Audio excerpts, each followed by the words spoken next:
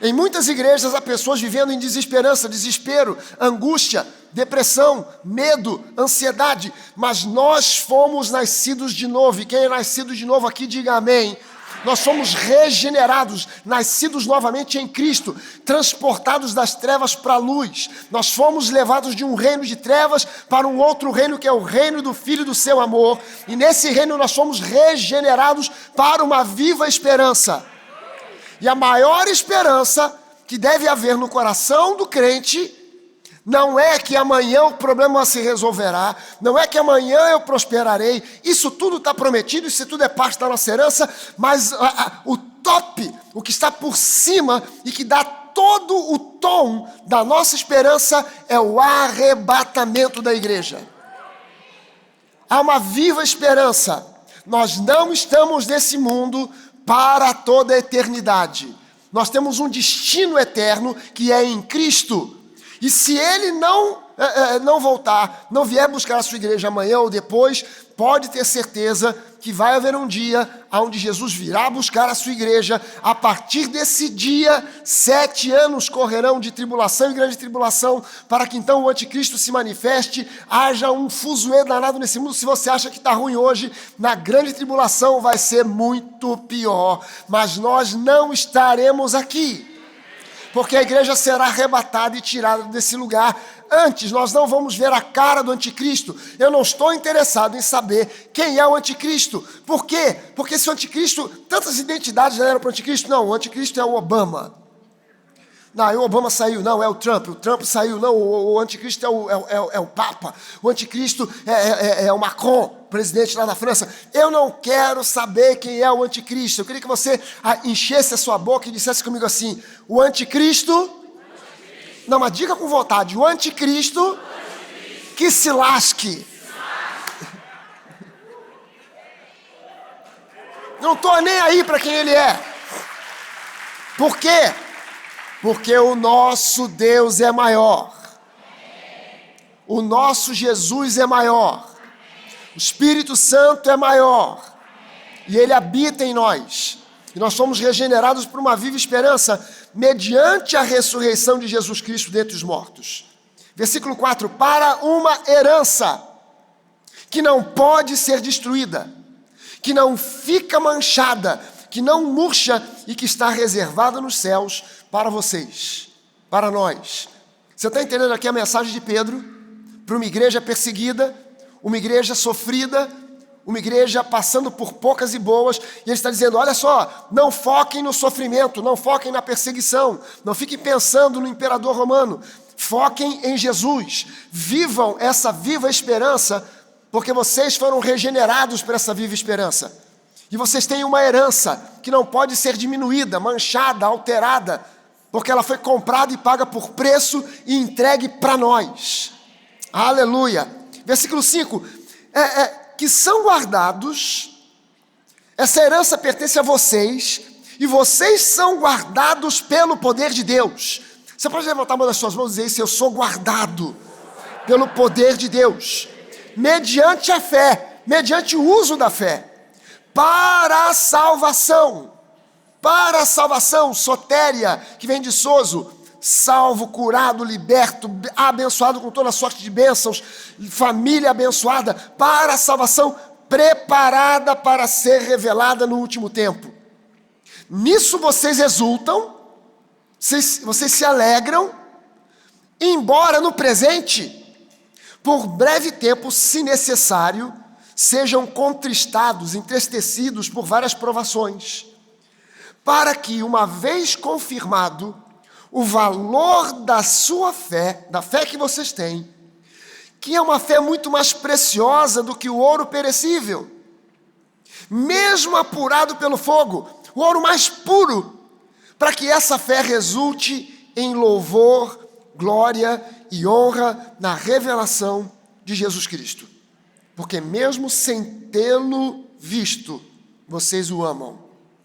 Mesmo não o vendo agora, mas crendo nele, vocês exultam com uma alegria indescritível e cheia de glória, obtendo com isso o alvo dessa fé, que é a salvação, não do seu espírito, mas da sua alma. Prestou atenção que Pedro aqui não falou da salvação do espírito, porque ele está escrevendo para um grupo de pessoas que já eram salvas, mas que muitos deles, na sua alma, estavam perecendo.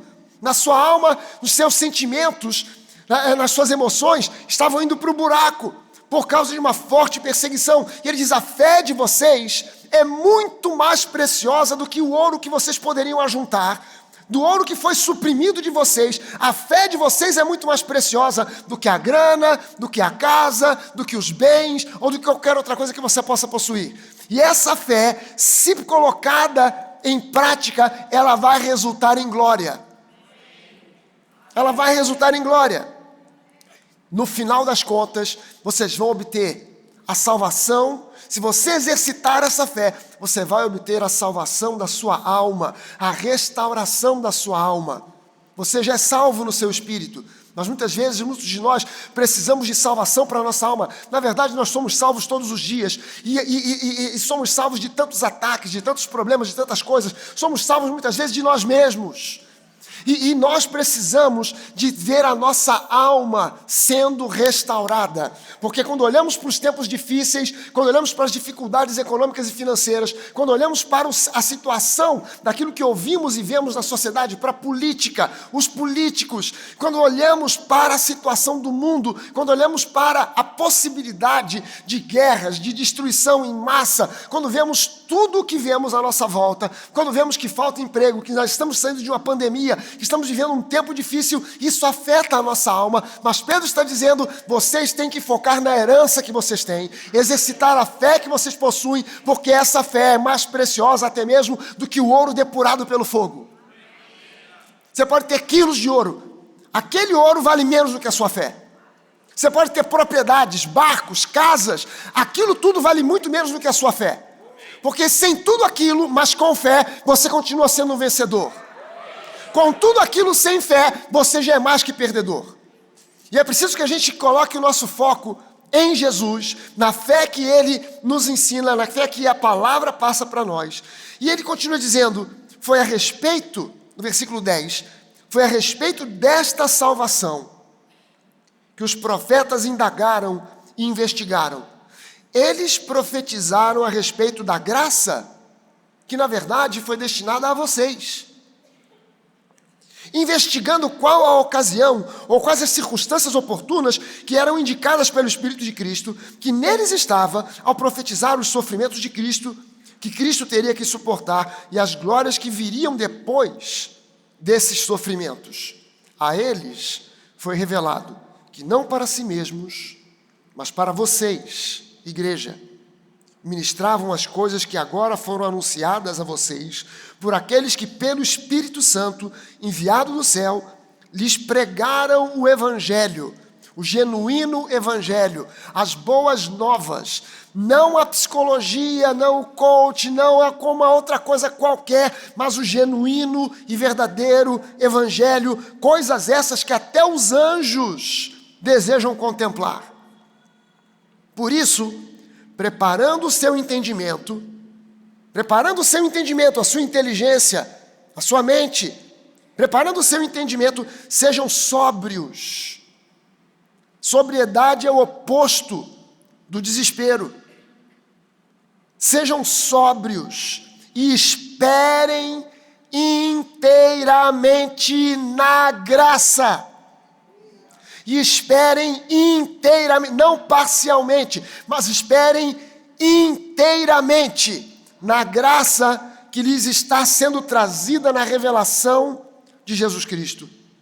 Então, como filhos obedientes, não vivam conforme as paixões que vocês tinham anteriormente. Prestou atenção no que Pedro está dizendo aqui. É um convite que ele está fazendo para a igreja. Portanto, como filhos obedientes, não vivam conforme as paixões que vocês tinham anteriormente, quando ainda estavam na ignorância. Pelo contrário, assim como é santo aquele que os chamou, sejam santos vocês também em tudo, não em algumas coisas, mas em tudo o que vocês fizerem, porque está escrito, sejam santos porque eu sou santo. E se vocês invocam como Pai aquele que sem parcialidade julga segundo as obras de cada um, avalia, você consegue entender que as nossas obras não nos salvam, mas que as nossas obras revelam a nossa salvação? As nossas obras não nos conduzem para o céu, mas as nossas obras revelam o que está dentro do nosso coração, o que está no nosso interior. Então Deus nos avalia. Quando Ele olha, Ele vê as nossas obras, é uma comprovação da real vida que estamos vivendo. Aquilo que você faz revela o grau de paixão que você tem por Jesus, o grau de conexão que você tem por Ele. A maneira como você se comporta no dia a dia revela o grau de intimidade que você tem com Jesus, o grau de proximidade, de entendimento que você tem da palavra, de maturidade que você alcançou.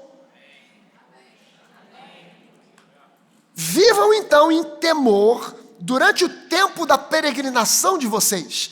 Pedro está dizendo que esse período de tempo que a gente tem nesse mundo é apenas uma peregrinação.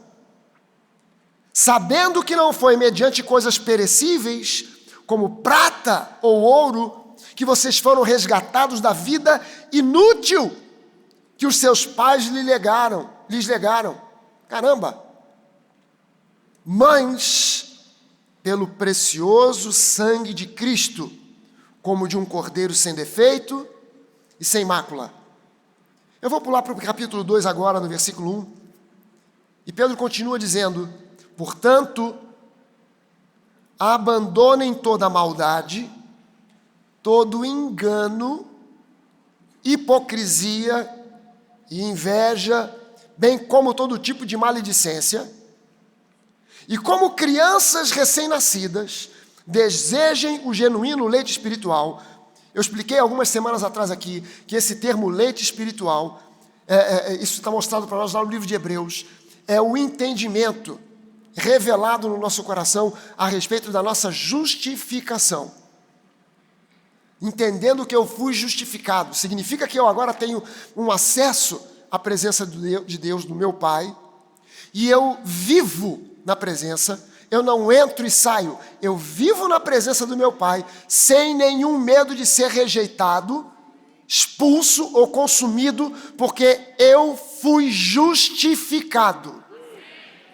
Não há possibilidade de, estando eu hoje na presença do meu Pai, tendo sido justificado, de em algum momento, por alguma razão, esse meu Pai dizer, fora, vai para fora, volta só daqui a um mês, ou quando eu te autorizar a voltar, porque você agora pisou na bola e tal, e eu saio, para então depois de alguma outra coisa, de alguma situação, pagar uma penitência, me reconciliar com a igreja, ou sei lá o que, eu então possa voltar para a presença do meu Pai. Não há nada que possa me tirar da presença do meu Pai. Não há nada que possa remover você da presença do seu Pai Celestial. Absolutamente nada. Absolutamente nada que possa fazer com que Ele olhe para você e diga, olha, já te dei muitas chances, agora e você vira um pó de cinza. Um monte de cinza na frente do trono de Deus. Não, porque você agora tem que ter o entendimento da sua justificação. Quando você entende a sua justificação, as suas obras, o seu comportamento, a sua manifestação nesse mundo vai se alterando de dia a dia.